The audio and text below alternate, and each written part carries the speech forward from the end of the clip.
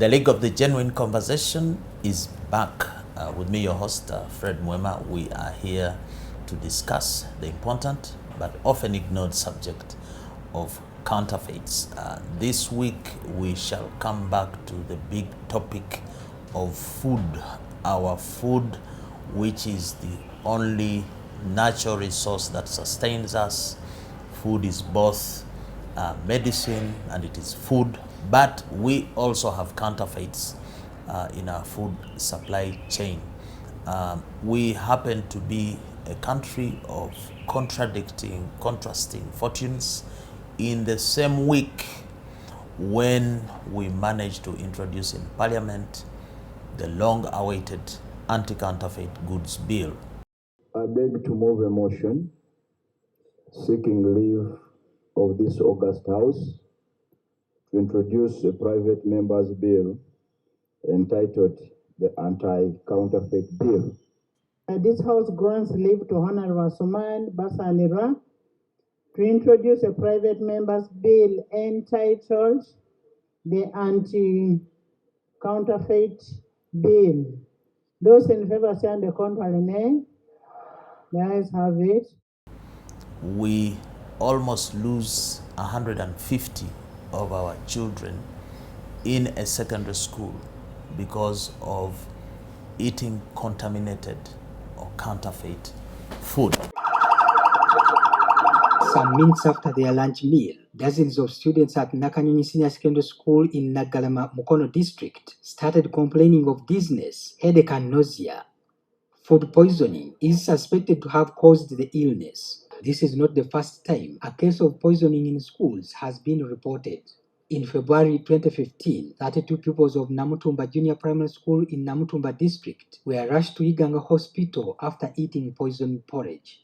To help us balance this discussion is a guest that we've hosted before, Agnes Chirabo, the Executive Director of Food Rights Alliance. Agnes, you're welcome again. Oh, thank you so much, and I'm happy to be back. You're happy to be back, but you are promoting food rights. Yes. But it seems there are also food wrongs now that are going on. The story of 150 children poisoned in Nakanyonyi Secondary School in Mukono district. How did you take that story? It was one, I was happy about it. Are you a sadist? Not really. You're pushed to such a hard wall to say, I'm happy it has happened. Maybe the sleeping giants will wake up. Maybe this will cause those who thought that we do not care to know that they should actually care. It is not so long ago that I was here, or this incident happened after we were here, talking about the issues of food safety.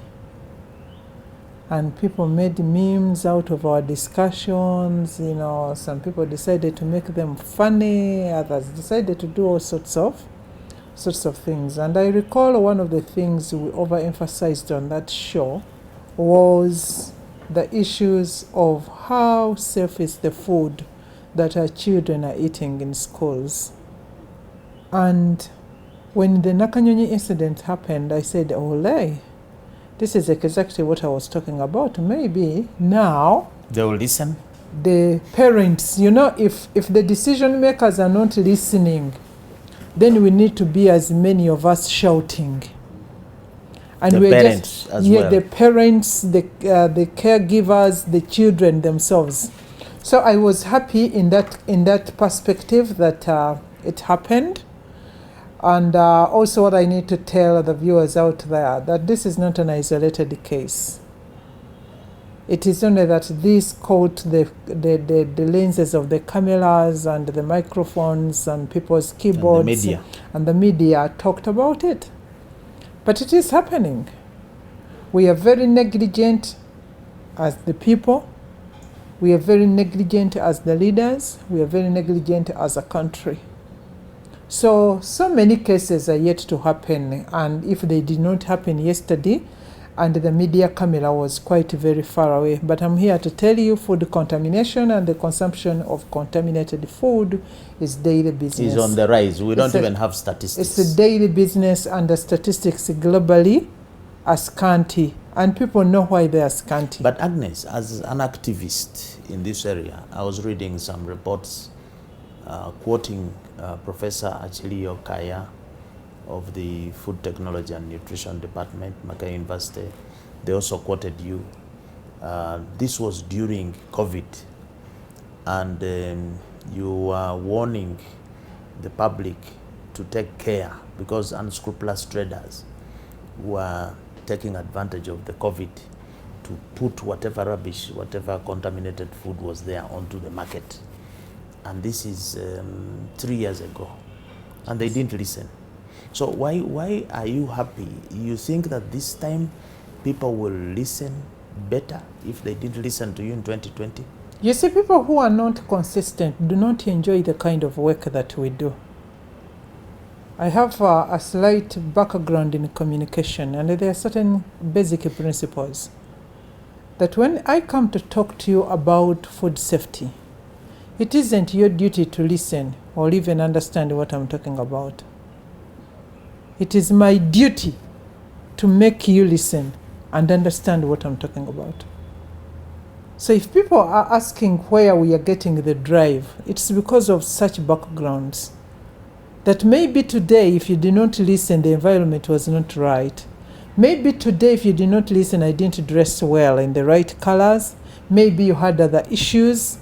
I have to consistently talk to you, and I will consistently talk about that. And if you're consistently ignored? I will consistently talk about it. And I will consistently mobilize, and I will consistently celebrate the unfortunate incidences because they are coming my way to help me awaken the sleeping giants. Talk about COVID. COVID, we did so many interesting things that are not easy to forgive. So many unacceptable things. Number one, as the people, it was the first time that even those that never thought that they need to keep food in their houses kept food. So we all ran to the food stores, bought posho, maize flour, meal flour, we went and bought rice, we bought all sorts of things, but not many of us in panic. But not many of us constructed houses having factored in the perspective of where to keep food. We have guest wings. We have all sorts of rooms in our houses, many of us. But many of us do not have designated places where we are supposed to store food. But we bought food.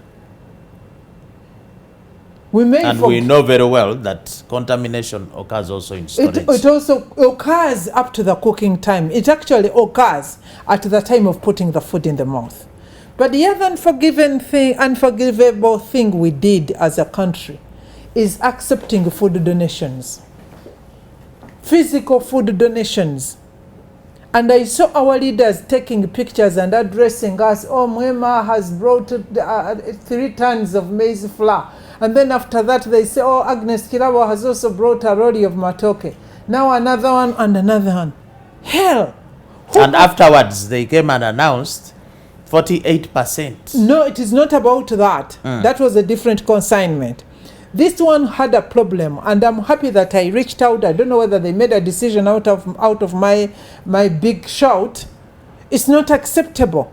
Under mass food consumption, you must be able to trace beyond a reasonable doubt the source and the whole route the food moved. Because under mass food consumption, you remember the case of Karamoja? We sued WFP for that case. Yes, you remember that case? Yes. And it is a case of mass food consumption. You only do a small contamination. With mass food consumption, you only contaminate a small element of the food content, and you can kill millions of people.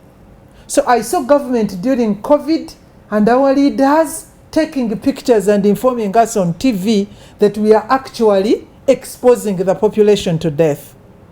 Then came the issue of the food aid that government woke up to give. That is the one UNBS and I think others like Professor Kaya referred to.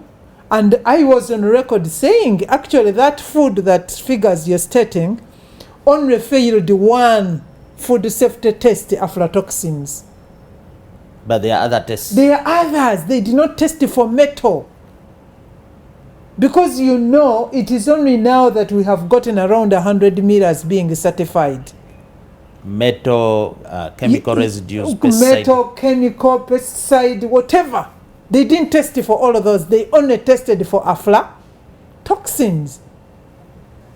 So that one is not forgivable. Because the Agnes, state has a duty. The state has a duty.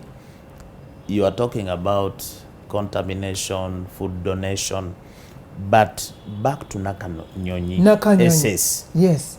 This was not food donation. But it was mass food consumption. This was not food donation. This was food procured officially by the school and served on their children, and 150 and more were reported poisoned. Can you give us some information? What food was it that the children were given, so that we know how many children in total are in the school and how many got affected? Do you have some information? No, they have denied the public that information. And even you recall that even on the day of the incidents, even the children, the parents were denied access to the school. By who? I think the school management, I don't know with the authorities, but they weren't allowing even the parents to access school. They managed the situation themselves. They took the children to the various hospitals because parents were demanding that they take their own children and do the treatment themselves. So there was that management of evidence. And I'm certain that the public may never know what exactly happened in my school. I call it my school. I'm an Anglican. It is an Anglican-based school. It's a diocese that I subscribe to with my heart. But the public may never know. And if the public will not know, the public knowledge is not the biggest problem. But my biggest problem is how government and the Ministry of Education is set to use the case of Nakanyonyi and the evidences they may not give us to put forward the right standards and making sure that those standards are actually complied with. So you're saying this whole situation was mishandled and we may not pick the right lessons from it. Is that what you're saying? We are likely not to get the right lessons because, one, I don't know what has happened to this generation. We are very sensational, we are very emotional, we move on very fast. I'm pretty sure we are just reminding some people that there was a Nakanyonyi because FDC was fighting and I don't know who was doing what. So people have moved on. And now we are going for the Premier League. And it has begun. It has begun. And the other day we had the coronation. So we have so many other things. But why is it that, Agnes, why should that happen?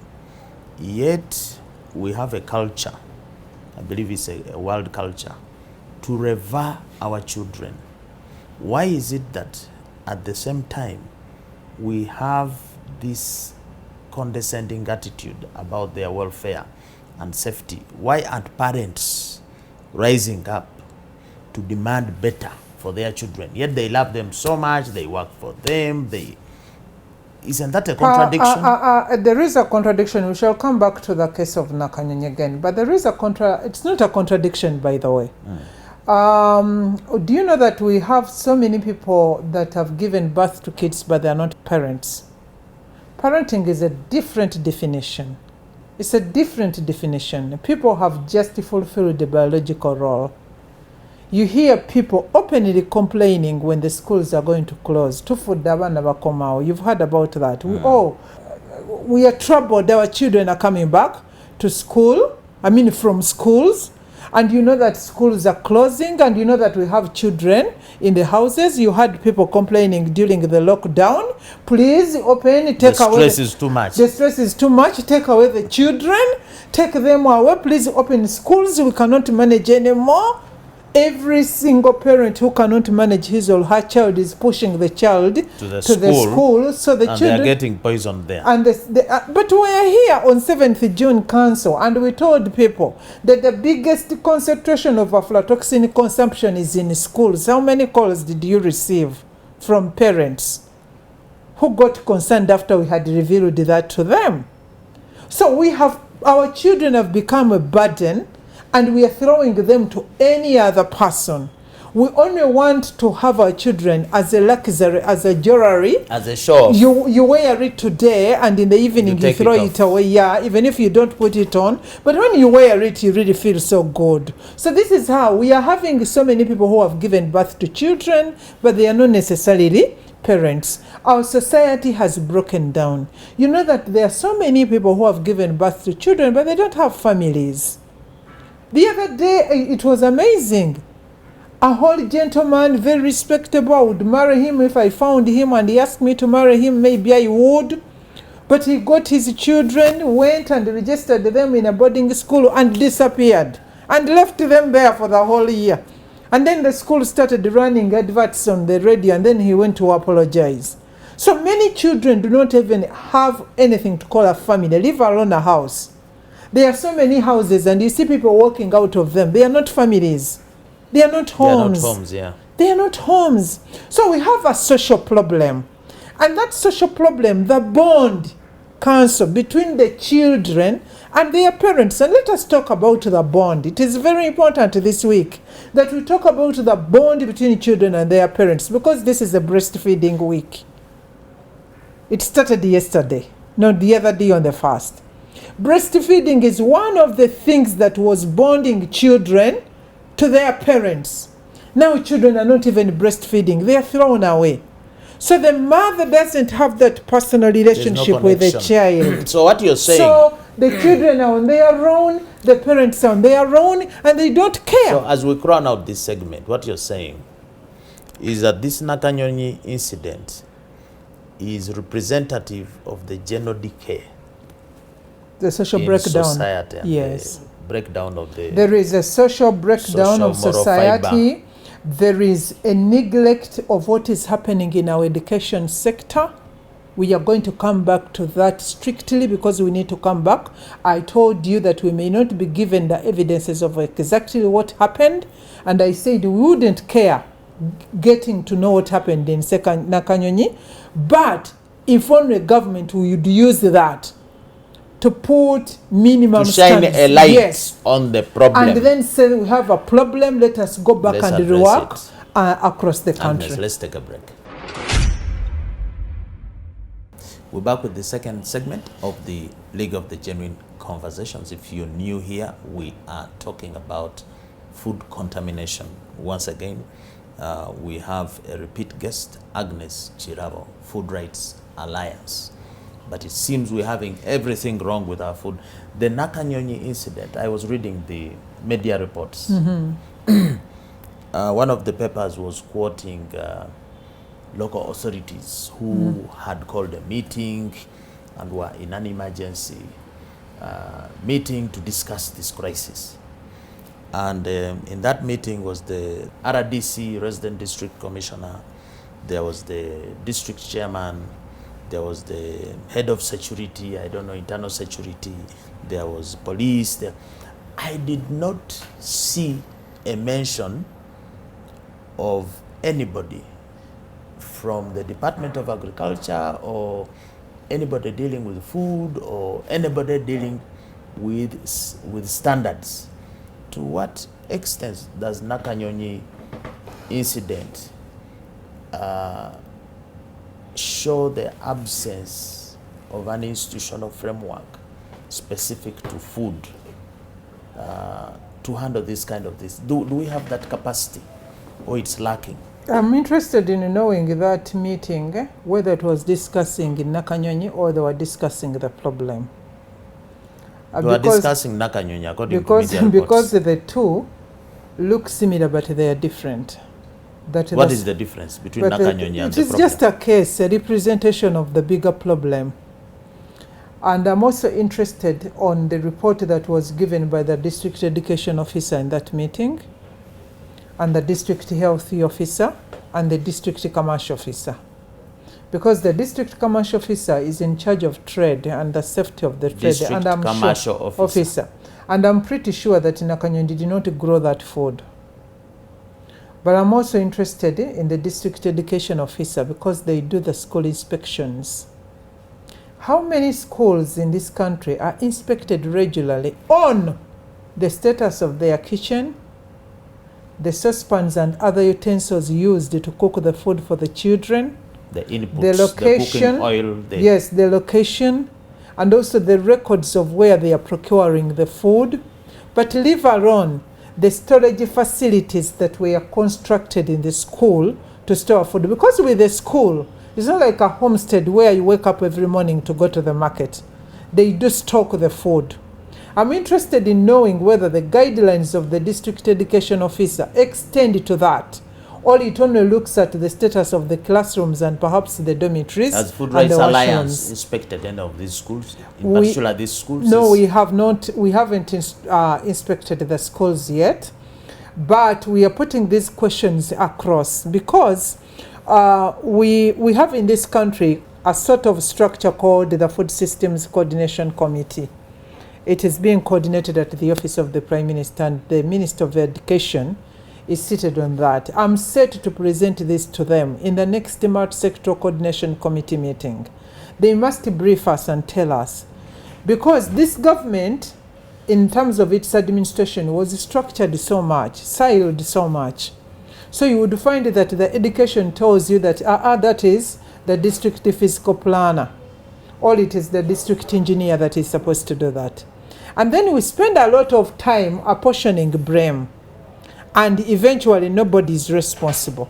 And that brings me to what you're talking about.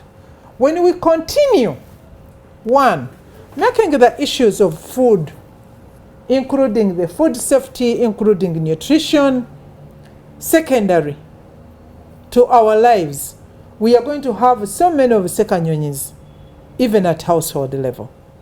The second thing is, if we continue living in a country where everything is legislated, anything can have an institution, but we do not have food properly legislated, we do not have food with the proper institutional framework, we are going to fail all the time to hold anyone accountable. But Agnes, you passed a constitution which provides for fundamental human rights. Yes. The right to safe food is not one of the fundamental human rights in your constitution. You have rights to political affiliation, to practice your religion, to even to have children. But the right to safe food is not there. It's because of where we are coming from. When we tried to challenge that, they say, in the meantime, look at it as part of the right to life. Or to a good environment. To life.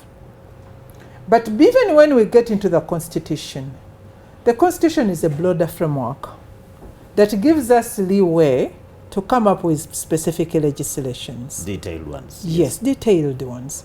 Why is it that we find the oil today and tomorrow we have an oil law? And even we have an oil institution. Before the oil comes out. Because you smelled it somewhere, or you assumed it is somewhere. You see, it's but we have the food here. That is going to be here so long as there are people here. As we are passing the oil law, yes, but we don't want to regulate it. But we do not want to regulate it. So if, even in this case, the first person who would have come across to lead these investigations should have been from that institution. Food. No, not agriculture, from that institution that is charged with the responsibility of food. You just know that it is no longer God that cabinet resolved to start an authority. And it was very it was as amorphous as this flower. They said they should establish an authority on plant and animal health, agrochemicals, and food and cosmetics and so many things. But anyway, there is a cabinet decision over that. No, that's the new law to amend the NDA Act. No, not that. Because we made attempts to amend the NDA Act and we failed because of issues of mandate. And of recent, when I was trying to understand the mandate issues, people are actually not fighting over mandate. They are fighting over money because money has become scarce in the north but also in the south. So, Cabinet of recent just resolved that they are going to establish an authority within the Ministry of Agriculture. To be in charge of food standards. Food, agrochemicals, plant and crop health, and blah blah and blah blah and blah but blah. But we have UNBS, which should give us standards, including for food. And they give standards. And you can see they certify millers, they do all this. So it's not as if government has not provided any institutional framework. What do you say to that? Did you look at the statement UNBS released after the Telego, is it called Telego? This is Southern Sudan rejection and confiscated trucks. Rejection of Ugandan food. Yes. It's a very interesting statement. The statement stated all the standards, the regional standards. For the food. For the food. Regional meaning East African. And all of those standards were adopted from Uganda. So our food was rejected based on our own standards. That our own standards that we developed by our own institutions were adopted in the region and they were used to reject our own food. So UNBS partly has done their job. They have reached of growing the standards. But of enforcing them. You know that they don't have capacity. I have been on record and I will continue being on record. You can be very surprised the next financial year. Those people are not even given 300 billion shillings for a whole financial year. They do not have the financial capacity. They don't have the technological capacity. They do not have the numerical capacity. You know, they don't have the structural capacity. And yet our economy is so open. Our food system is so diverse. That is why in the meantime, the other line institutions have to be very strict. I have told the Ministry of Education, you know that in this financial year 2023-2024, they said they put a lot of money in human capital development and they singled out education. And I asked them, what human capital development when there is actually zero allocation to how our children are going to feed? Okay, if you're not going to feed them, let us have inspection of how they are being fed. Let us guarantee that those that actually have the privilege, which is not supposed to be a privilege, it's a right. But okay, those that have had the privilege of being fed, somebody is behind to watch and see that they are properly fed on something that is adequate. Because how dare you feed innocent people the only fewer meals? They don't even have the right to decide on what they are supposed to eat. You dictate, but you cannot meet the minimum standards and you feed them on poison. But I'm telling you, other schools where children have not collapsed, they have just been lucky. They might be collapsing today. Because nobody is watching. Nobody is watching. But Agnes, can't somebody, if somebody was in government, they might say that the schools have an inbuilt structure which can bring some safeguards. For example, there are parent-teachers associations in every school which are very powerful. They can influence which headmaster comes, who doesn't get transferred, school fees policy, and so on. Don't you see parents also failing in a way because they participate in the running of the schools? Don't you see them failing as much as you're saying government is failing in some respect? The parents are seeing things and they're also leaving them. Council, one approach of failing to handle a problem is condemning the victim. The Igbo is a traditional society in West Africa. They have a saying, you chase the fox first and warn the chicken about wandering in the bush. So Council, you're asking me, why are you not warning this chicken first? Why did they wander in the bush? I have to chase the fox first. You chase the fox? First. As you also chase the chicken inside the house. And you warn the chicken about wandering. So can you warn the chicken? Since you've been chasing the fox, I will warn the chicken about wandering in the bush by looking. Counsel, you're a lawyer, I am not. But you know the philosophical foundations of law. It is an observation that human nature cannot regulate itself. The little that I passed by the walls of your classes, and for me, that's why I want the one with the duty and responsibility to be candid. Because the one with the duty and responsibility also extends his or her mandate to say these school committees, one of the primary things that you should look at before the fees is the food. But do you also know that most school strikes are because of food? They are over food. But I agree with you, because we are coming from a society where food has been happening somehow. We don't pay critical attention to food. We are coming, or we are living in a society where we thought that food is not a governance issue. That is why the school committee is not governing food, because we have been thinking that food is not a governance issue. It happens somehow. It is obvious. And this is why me and you, we are offering this valuable time to tell people that food is a governance issue in whatever structure whatsoever. At the macro level? Yes. And at the top? At the top. But Agnes, don't you think that we should also encourage the public regulation? Yes. But also encourage self-regulation. Seeing as you have said, and I agree with you, that food contamination, counterfeits in food, occur from our homes. And we are not going to get government to come to your home to guide you in your house on how not to have contamination. Shouldn't we have dual regulation? The public regulation at the macro level and the self-regulation at the micro level? The public regulation, yes. But at the self-regulation is an aspect of self-consciousness. Many of us, when it comes to food, are not conscious of what we eat. We take it for granted. We just take it. I always say this is not an English word, and I apologize. We malaga eat. We malaga eat. Things You're happen. murdering the English language. Yes, I'm murdering it. But in malaga, I want people to get the feel. You know, you just eat whatever has been served, and there are people that have condemned me that they don't want to be behind me when we are serving food because I'm delaying them. I'm asking so many questions. Is there a curry here? They don't want. They just want to serve everything. And it is our responsibility that we keep talking about these things to raise people's consciousness. I have not been humble. And I tell people that the interesting thing again about consuming contaminated food is that the impact is personal to holder. When we get to Nakanyonyi Secondary School, yes, we are talking about it as a public governance issue, but the pain went to the children.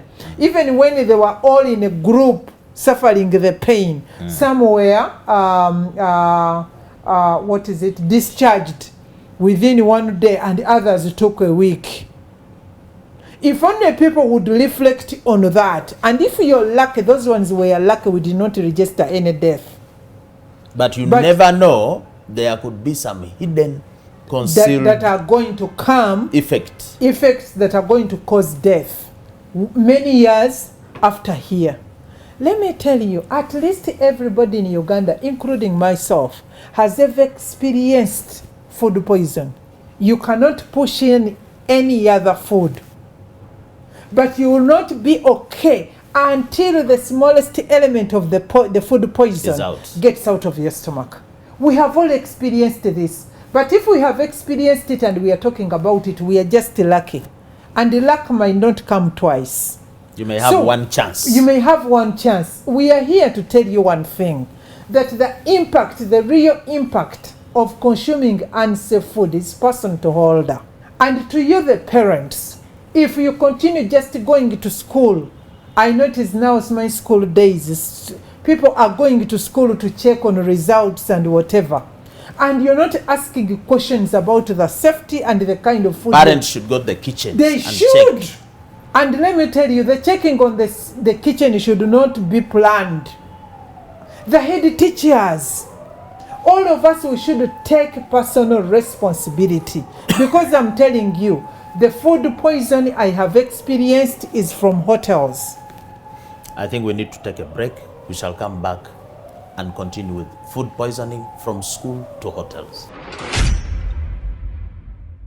We're back with the third and last segment of this important discussion. We are talking about counterfeiting food contamination. And we are reeling off the painful story of 150 of our children who were poisoned. Whatever food they ate, we don't know, but in Nakanyonyi Secondary School in Mukono district. My guest to discuss the subject, food, I think you're the biggest food activist that I know in the region, and you stand tall in this subject. But I just want to have a dimension here before we go to the hotels. Do you think there is a correlation between the population expansion, the pressure on land, with the contamination, the increased cases of contamination? The bigger the population grows, the more mouths you need to feed, the more stomachs need to eat, the more we are prone to food contamination. Mukono is one of the most populated districts in Uganda. I think 3-4 steps behind Wakiso. Wakiso has 3 million, Mukono has about 800,000. Do you see a relationship between the demographics and food contamination? Should we fight food contamination by population control? Do you see a relationship? I've never agreed with the narratives relating anything to population. The population has never been a problem. That's why I deliberately decided that I don't engage myself in a discussion that suggests that the problem we are having here is because of our population. But why do you say it's not a problem? It is when not. You said a story recently, Agnes. HIV drugs in pork and in meat. Where was it reported? Wakiso, the most populated district in Uganda. They didn't. Why wasn't it reported? They didn't contaminate it because of the population. The issue is, I think we shall ever come back here and discuss about the issues of urban food systems and urban governance. We need to separate the capacity of our governors to manage their population and the issues of greed and moral decay and the issues of misinformation of an illiterate population. My problem with my population is an illiterate, and when I'm talking about illiteracy, I'm not talking about counting, numeracy and whatever. But you can't say illiterate when the people who are poisoned, who are school-going and that is why I'm saying they are literate. They are literate, but they are food illiterate. You know, illiteracy varies. That is why I was saying the literacy I'm talking about is not about literacy. It's not about counting and speaking English. No, it is not about that. And let me tell you, in countries that have been ahead of us, the more you urbanize, the more you need to be up on your game in as far as governance is concerned. And this governance, I'm not talking about councillorship and mayorship and that. I'm talking about the governance of the food system. So the people contaminating the food is about people having slept on the job. When we urbanize, the food system becomes a little bit complex because it involves storage, it involves transportation, it involves processing, it involves all sorts of things that are not happening at the countryside. My mother goes in her garden and just uproots 2 potatoes, and those are enough for her what? For her meal. So even if you had contaminated her garden, she may not eat potatoes this whole week, and then the levels of contamination go down. The rain will wash it away. The rain will wash it, the dew will wash it away. In the urban areas, it calls for a different aspect of governance. What we are seeing exhibiting itself in Mukono, in Kampala, in all the urban areas, in all of these cities, it is about greed and what we call food fraud. And fraud, counsel, you can advise me whether fraud has no criminal charges. It is. Yes. So we should handle it as a criminal case. Yeah, but don't you think the motivation for the greed and the fraud is to make some quick buck for a market that is asking for more? More mouths want to be fed. More stomachs want to be fed. It is not about so isn't that mouth. a population equation? It is not about which is making mouth. people greedy to tap into a market. No, counsel, the environment. Have you ever asked, at least in my home, my mother would hang apple bananas on top of the cooking place.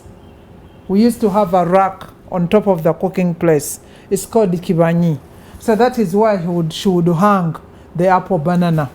Now when I've grown up and asked her why, said one of the reasons was the apple banana, while it is ripening, it adopts the aroma of the smoke, the wood smoke, and that one also adds to its taste. But also I was limiting your ability to steal them and eat them raw. So you cannot tell me that the population is a motivation and therefore the governor should sleep on duty while I run to control population.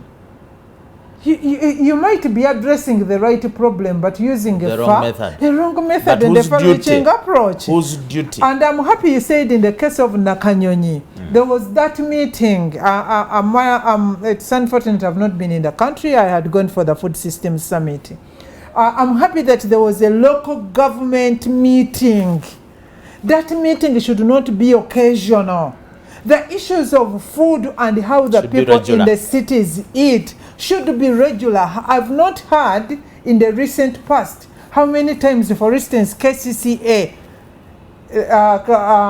Lord Mayor has provided over a council meeting that's discussing how the people in Kampala are eating. At least the media tells us of what is happening in the city hall. I have not had such a discussion. But I'm saying that this discussion should actually be primary. Before even you think about security and anything in the city, food first. Sort out how other people in the urban areas going to eat. If they also agree with us that actually when the people come into the urban areas, so many behaviors come up.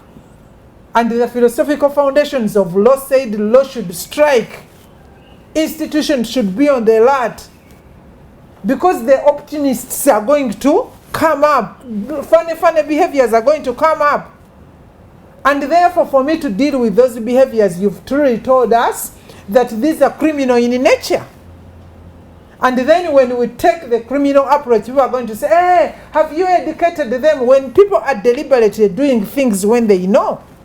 But for Agnes, quick wins. You make a good point about food literacy. But I'm just wondering, for Uganda, a country of over 40 million people, we have more than 1 million Ugandans suffering from food poisoning annually, with some fatalities. That could easily be maybe 2% or 3% of the population. That's huge. 14. Because if it's 40 million, 10% would be 4 million. Then 14%. So you go lower. The 14% of those die. Yes. Now, so this is big. It's huge. This number is big, meaning that the issue of food poison is prevalent. It's not one Nakanyonyi issue and we're okay. Isn't. We get it every day. So whose duty is it to promote this food literacy? On World Food Day, I cried out to Dr. Chris Baryomunsi. The Minister of national guidance and information. He has power over all media houses that accord him an hour free. And I was inviting him to work with us and other partners to use that 1 hour. And at least every day on every media, there is a message about food safety, food contamination, food counterfeiting, food fraud. And the impact that actually just does rounds and comes back to you. The unfortunate bit is that the people that are doing it do not actually know that they are victims of what they have done. And they need to be helped to appreciate that. So we have that already given. And I challenged him that before the cabinet reshuffle, we want to know how many of his messages have been geared towards food safety. And you know what? They are going to come back to me. Those who came back to me said, you know, the food safety issues are for Minister of Agriculture, not the Minister of National Guidance. Then let us take away the ministry. And all of the specific ministries come. What about the line ministry, the specific line ministry? What is the line ministry? In charge of agriculture and fisheries. You're very clear. The ministry is in charge of agriculture. Which is food production. It is just a segment of the food.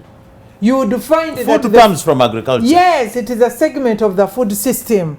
You would find that the food that contaminated and almost killed their children in Nakanyonyi Secondary School was not contaminated in production. It was contaminated in trade, in value addition, in processing, or even in cooking, or even in the school administration. It's a long journey. And that is the problem we've had in this country. Always limiting our minds that food means agriculture. Yes, agriculture contributes to food, but doesn't mean food absolutely. It doesn't. Well, the issue is that we are living with a problem while there are people waiting in plantations right now, burying a relative as a result of food poison. But and therefore, the issue of passing over this information should be taken as a responsibility of everybody who gets an opportunity. While we are weeping the giants to wake up and get back on their duty. But Agnes, the argument may be made, and validly so, I think, that even when the information is given, we don't act. For example, UNBS gave a report earlier this year talking about the contamination of food in schools with mycotoxins. Aflatoxins. Yes, aflatoxins. That report was published. It was in the media. And people went about their business as usual. So the challenge is that even if you give the information, there will be no action taken. A council. So how are we going to cause a behavior change to take this information seriously? For you, I may not know, but for me, I'm Anglican. Same here. And we keep going to church every Sunday. Sometimes we even go in the course of the week. And we also have Bible verses we review every morning from the same book. And do you know that on Sunday, we are mobilized by the church leader to all face the altar and recite our creed. Every Sunday, let us reaffirm our faith. When you're dealing with human nature, there is a lot of things that are diverting them from so many things. You're saying we never learn? Human beings never learn. They learn and they learn and relearn. No, of recent my priest said something that I don't know whether it is psychologically right, but could be right, that the biggest function of the brain is to forget. So if the biggest function of the brain is to forget, it tells you, counsel, that this is until death does us part. We must It is going to be our business, and it should be our business. To talk about it. Yes, and we should mobilize as many people that as we age, even others are coming. We cannot do it me and you. We need as many ambassadors as we could. We should stop thinking that food is that item you're seeing on the plate. It isn't. That item on the plate, you would think it is food, could be a good piece of poison. It could be a good piece of poison, and for you eating a poison with no intentions of committing suicide. But you're going to commit suicide. You're eating to sustain life But while you're destroying committing it. suicide. And so even other people, to help people understand that every time their hands touch a food item, you are a potential criminal Or victim. or victim.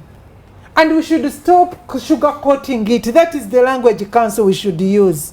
When you're handling food, I'm going to serve you tea. I know that now this one, I'm a potential criminal. If we get that level of consciousness, we are going to be conscious of some actions that we take. And Agnes. those ones alone are going to go along with people who assume leadership.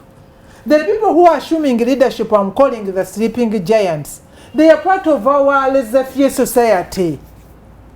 They are also part of it. Their children are also in school. They also don't care. And I'm here demanding that they should care about everybody. So, council, it is a daily toil. Agnes, we've been talking about Nakanyonyi Secondary School food poisoning, but you hinted when we were off camera that there is a crisis brewing and likely to brew and cause problems with our hotels. You are saying that the hotel kitchens might be a habinga of food fraud. Can you elaborate as you wind up? It is unfortunate. Hotels at all levels. If you want to have a meal, dare not to go behind the kitchen. And the good thing with big hotels, they say strictly out of bounds. Yeah, but why should members of the public go to It is very good that the kitchen area is a strict area out of bounds, but it shouldn't be a bleeding place for food contamination. You see, the more the food in the hotel is manipulated, you know, when we are serving on those cafeterias, when you look at a food that is over manipulated, don't eat. They have added the breadcrumbs, they've added the wheat, they've added and it is they are naming fish. Don't eat. Because they recycle food. But then beyond that, they fall prey to the whole infrastructure challenge of power instabilities. A small surge in power, invisible to the eye, is enough to contaminate food that is kept under refrigeration. Like fish. That one is the most vulnerable. Fish, and most people, if you tell me I have a stomach ache and what, I ask you, did you eat from the hotel yesterday? Or you said it. What did you eat? Did you eat fish? You're going to find that 90% of the people ate fish in hotels, and they got food poison because fish gets contaminated faster than any other. Beyond the other state where you say the fish has gone bad and you know you can't taste. Detect. Yes, the fish gets contaminated even when the taste and the smell has not changed. So the refrigeration systems in hotels, coupled with the issues of recycling, they do bulk buying of even meats and meat products. The usage of cooking oil. The reusing of cooking oil. Sometimes they bring mandazi for tea and the mandazi is smelling like fish. So you know that they must have used it to deep fry fish, and now they have done. So there is a lot of things that are happening there. So you're saying we need as well a call to action in the hotel, whatever, to check themselves. Yes. But as we close, we are having a new law, the Anti-Counterfeit Goods Bill. In 1 minute, what's your comment and what's your thinking about this law? I invite everybody to take interest in understanding this proposed law, its definitions and its principles, because council here, sometimes they write words that are mean different. They write legal words that have different meanings in English. So we don't want you We are going to define for you counterfeiting. We don't want you to You didn't have a definition of counterfeits in Uganda. And that is why I'm inviting everybody to pick interest and see whether the definition is actually fitting the purpose of what they are expecting. So do you support the bill or not? I have engaged in this process so many years earlier. It keeps coming into Parliament and dropping off. I pray this time, I pray we succeed. That has been Agnes, the one and only Agnes Kirabo, Food Rights Alliance. We have been picking up on food counterfeits based on the unfortunate events that we had at Nakanyonyi Secondary School, where we had 150 of our children being taken down by food poisoning. We appreciate that you make a date with us every Friday to be part of the audience, to listen to us. We appreciate your feedback. What we are doing here is to make you safer, you and your families. We think that an informed consumer is an empowered consumer. So we would like to request and suggest and urge you to support this channel through subscription, through sharing our programs, and putting that notification to be reminded of the next interesting program. We would like to sign off. Don't be fake, buy and sell genuine.